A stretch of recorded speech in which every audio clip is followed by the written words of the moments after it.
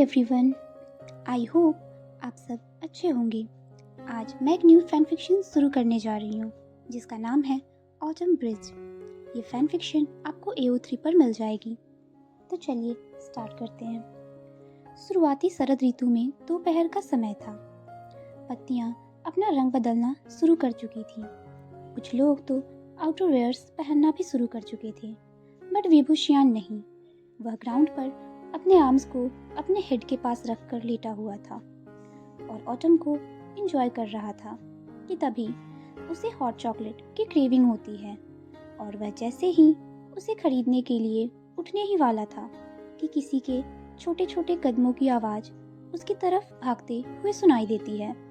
वह फ्रॉन हो जाता है क्योंकि इस जगह पर ज़्यादा लोग नहीं आते थे। वह अपने ख्यालों में ही था कि तभी एक छोटा सा बच्चा उसे आकर टकरा जाता है।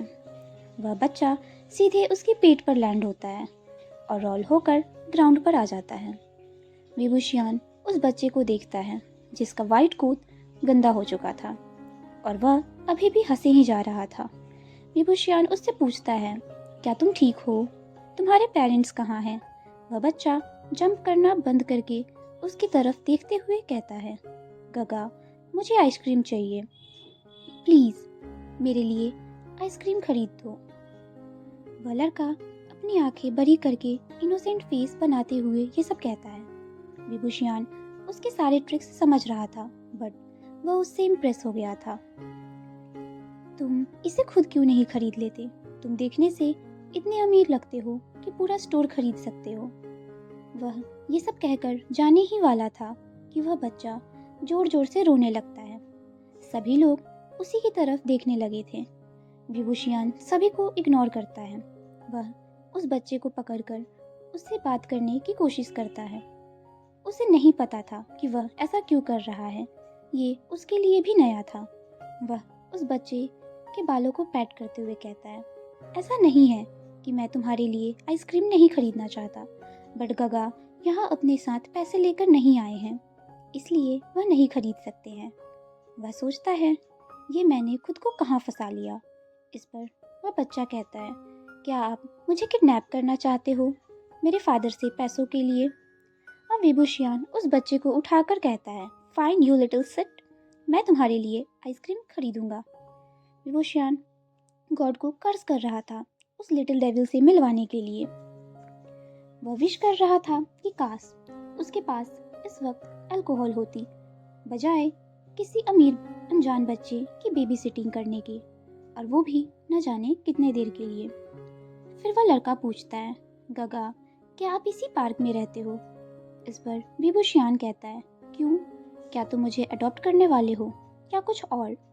इस पर वह बच्चा कहता है, अगर आप चाहो तो मैं अपने डैड से बात कर सकता हूँ, वह मुझे कभी मना नहीं करते किसी चीज़ के लिए भी। तुम्हारी मॉम का क्या, वह भी तुम्हें ऐसे ही स्पॉइल करती हैं। मेरे पास माँ नहीं है, मेरा जन्म हुआ तब वह मर गई, मुझे मेरे डैड ने पाला है। तुम इस पार्क में अकेले क्यों दौड़ रहे हो? तुम्हारे डैड कहाँ हैं? वह काम पर हैं, मैं यहाँ अपनी बेबी सिटर के साथ आया हूँ, लेकिन उसने मुझे मारा, इसलिए मैं भाग गया। मैं सभी बेबी सिटर्स को हेट करता हूँ, वो सब सिर्फ मेरे डैड की अटेंशन पाना चाहती हैं और उनसे शादी करना चाहती हैं, वो मुझे पसंद नहीं करती। यह कहकर उसकी आंखों से आंसू गिर जाते हैं। यह सुनकर विभूषियान का दिल पिघल जाता है। वह उस बच्चे के फेस से आइसक्रीम साफ करता है और उसे लेकर आइसक्रीम शॉप से वापस आता है कि तभी उसे एक वॉइस सुनाई देती है, जिंगी। वह वॉइस काफ़ी डीप थी। विभूषियान धीरे से ऊपर देखता है। उसके सामने एक टॉल मैन को देखकर उसकी सांसें जैसे रुक सी जाती हैं। वह मैन बहुत ज़्यादा ब्यूटीफुल था, एथेरियल। उसके लंबे काले बाल वाइट रिबन से बंधे हुए थे। White coat, shirt and light blue fitted jeans पहनी थी उसने। वह इंसान विभूषियान को अपनी गोल्डन आइज से देखता है और फिर अपनी नज़र उस बच्चे की तरफ करता है। वह बच्चा विभूषियान के पीछे से आगे आते हुए धीरे से कहता है, पापा। इस पर विभूषियान सोचता है, ओह, तो ये इसके फादर हैं, बट उससे फ्लर्ट करने की जगह वह अपनी फिंगर्स उसकी चेस्ट पे पुक करके कहता है, सो तुम इस ब्राट के फादर हो। यू नो, तुम इतने अमीर हो कि बेबी सिटर्स अफोर्ड कर सकते हो, बट तुम्हें एटलीस्ट एक बार उनकी बैकग्राउंड चेक कर लेनी चाहिए। क्या तुम्हें पता है कि तुम्हारे बच्चे को बेबी सिटर ने हिट किया है? उस बच्चे का फादर उसे कोल्ड गेज देता है और फिर अपने बच्चे को अपने आर्म्स में कैरी करता है और कहता है, जिंगी, क्या यह सच है? वह बच्चा अपने फादर को हक करके उसके नेक में अपना फेस हाइड करते हुए नोट करता है। तुमने मुझे क्यों नहीं बताया? इस पर वह बच्चा कहता है, मैं डर गया था पापा कि आप मेरे बातों पर बिलीव नहीं करोगे। फिर वह अपने फादर के चीक को पकड़कर कहता है, पापा, यह गगा ने मेरे लिए आइसक्रीम खरीदी, लेकिन उन्होंने कहा कि वह गरीब हैं। फिर भी उन्होंने मेरे लिए आइसक्रीम खरीदी। क्या आप इनके लिए कुछ कर सकते हो? दिस ब्राट। विभूषियान अपने वर्ड्स पर कर्स कर रहा था।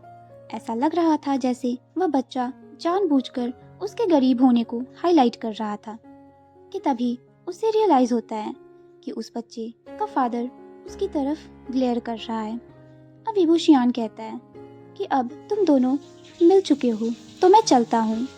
आई होप कि मैं तुम्हें फिर से इस पार्क में अकेला नहीं देखूं। वह उस बच्चे के बालों को पैट करके जा ही रहा था कि तभी उसे एक डीप वॉइस सुनाई देती है, प्लीज़ थोड़ी देर रुको। फिर वह अपना वॉलेट निकालकर पूछता है, मैं आपको कितना पे कर सकता हूँ? इस पर विभूषण फ्रोज हो जाता है कि तभी उसे याद आता है कि उसने उस बच्चे से कहा था कि वह अपना वॉलेट भूल चुका है और ये झूठ नहीं है। वह आजकल पे करने के लिए अपने फ़ोन का यूज करता है। इसकी कोई ज़रूरत नहीं है, मेरे पास कुछ चेंज है, इट्स फाइन। वह कहता है। वह फील करता है कि उस बच्चे का फादर गोल्डन आइज से उसे ही देख रहा है और वह अचानक से पैनिक फील करने लगता है। श्योर, वह यहाँ सिर्फ अपने ग्राउंड पर लेटा हुआ था और कुछ लीव्स उसके फेडेड क्लॉथ्स पर आ गई थी। उसके कपड़े पुराने नहीं थे, बस ये ट्रेंड था। वह भी अमीर है, बट उस बच्चे का फादर, वह तो अनदर लेवल पर है। तभी वह मैन कहता है, तुम्हारे बालों में लीव्स हैं। विभूषियान का दिल लिटरली रुक जाता है जब वह आदमी उसके क्लोज आता है। उसे करंट सा फील होता है जब वह आदमी गलती से उसके बालों की जगह उसके चीक्स को टच कर देता है। उसे हल्की हल्की सैंडल की स्मेल आ रही थी। उसके माइंड में इनएप्रोप्रिएट थॉट्स आ रहे थे जो उसे क्रेजी कर रहे थे। वह मन में ही खुद को स्लैप करता है कि इस आदमी का नेम भी नहीं जानता और वह उसके बारे में इतने लस्टफुल ड्रीम्स देख रहा है। उसे अभी यहाँ से जाना होगा। आई एम सॉरी, बट बहुत लेट हो गया है, मुझे जाना होगा।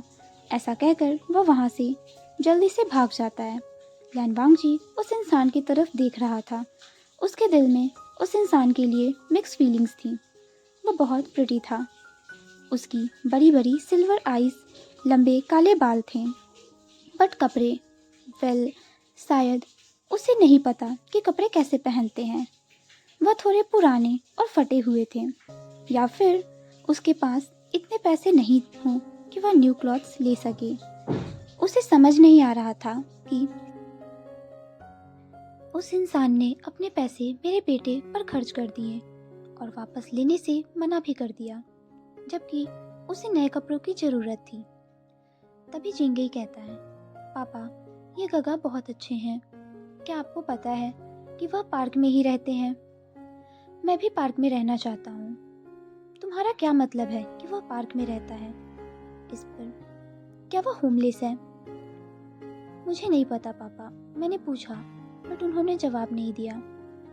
वांगजी मन में सोचता है, शायद उसे अपनी कंडीशन पर सर मार रही होगी। अब वो लोग घर आ जाते हैं। अब रात को वांगजी डिनर बना रहा था कि तभी जिंगई कहता है, पापा, क्या उस गगा ने कुछ खाया होगा? यह सुनकर वांगजी फ्रोज हो जाता है।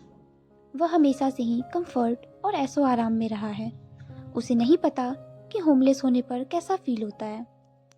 वह सोचता है उसे फोर्स करना चाहिए था उस आदमी को पैसे लेने के लिए, ताकि कम से कम वह आज भूखा न सोए।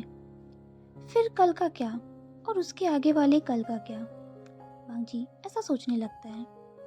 फिर वह अपने बेटे से कहता है, जिंगई, क्या तुम कल फिर पार्क जाना चाहते हो? इस पर जिंगई की आंखें सरप्राइज में बड़ी हो जाती हैं। उसके फादर कभी भी उसे ऑफिस आवर्स में बाहर घुमाने नहीं ले गए थे। वह यस कहता है और कहता है, फादर, हम वहाँ उस प्रिटी गगा को भी ढूंढेंगे और उन्हें फूड और ड्रिंक भी देंगे। इधर विभूषियान अपने घर आ जाता है, जो बहुत ही ज़्यादा लग्जीरियस थी, बिल्कुल वैसी जैसी उसे चाहिए थी। यह अपार्टमेंट उसने 1 साल पहले ही ली थी। अपनी साइबर सिक्योरिटी प्रोग्राम को बेचकर, जिससे उसके पास अब इतने पैसे हैं कि वह पूरे लाइफ टाइम तक यूज कर सकता है। वह काउच पर बैठकर विस्की पीते हुए खुद को एंजॉय कर रहा था कि तभी उसका फ़ोन बजता है। वह कॉल उसके भाई की थी, जो कि उसका बिजनेस पार्टनर भी है। वह फ़ोन रिसीव करता है कि तभी उसका भाई कहता है, तुम अभी के अभी ऑनलाइन आओ, हमारे एक क्लाइंट के घर में सिक्योरिटी ब्रीच आई है। इस पर विभूषियान अपनी विस्की में अपनी फिंगर्स को डालते हुए कहता है, और तुम इसे खुद हैंडल नहीं कर सकते, क्यों? इस पर वो आदमी कहता है, क्योंकि वो लेंस का है। इस पर विभूषियान शांत हो जाता है। The lens. उसके सिक्योरिटी प्रोग्राम को लेंस नहीं खरीदा था, सिर्फ एक शर्त पर कि वह उन्हें life time update, technical backup और मेंटेनेंस सब प्रोवाइड करेंगे। उन्होंने उसे ऑलरेडी इसके लिए पे भी कर दिया था, क्योंकि वह प्रोग्राम विभूषियान ने बनाया था। इसलिए लेंस उसके अलावा किसी और पर बिलीव नहीं करते। अब वह पूछता है, क्या नी हुसैन है वहाँ? फिर वो उस कंपनी का इकलौता टेक है जो विभूषियान की बातें समझ सकता था। वह उसके बारे में कुछ नहीं जानता सिवाय उसके नाम के। अब विभूषियान उससे पूछता है कि कौन सा अलार्म बजा था। इस पर वह कहता है, आर्काइव का। फिर वो लोग मिलकर उस प्रॉब्लम को सॉल्व कर लेते हैं। प्रॉब्लम सॉल्व होते ही नी हुसैन कहता है, वाओ, वी गॉन्जे आप बेस्ट हो। फिर वह साइन ऑफ हो जाता है। विभूषियान घड़ी पर देखता है तो रात हो चुकी थी। वह अपने फेवरेट स्ट्रीट फूड सेलर के पास जाता है। वह वेंडर उसे ग्रीट करता है। उस वेंडर और वहाँ की लड़कियों को भी यही लगता था कि विभूषियान गरीब है और उसके फैशनेबल कपड़ों की वजह से, इसलिए वो भी कभी उसे मील के लिए पे नहीं करने देते थे। उसमें अब सबको करेक्ट करने की हिम्मत नहीं थी। वह फूड लेकर वेंडर को थैंक्स कहता है और फिर से उसी पार्क में आ जाता है और वहाँ लेट जाता है। तभी उसे फिर से उस बच्चे और उसके फादर के बारे में याद आने लगती है। वह ये सब सोचते सोचते वहीं पार्क में ही सो जाता है। आज के पार्ट को यहीं पे स्टॉप करते हैं। See you in the next part. Thank you.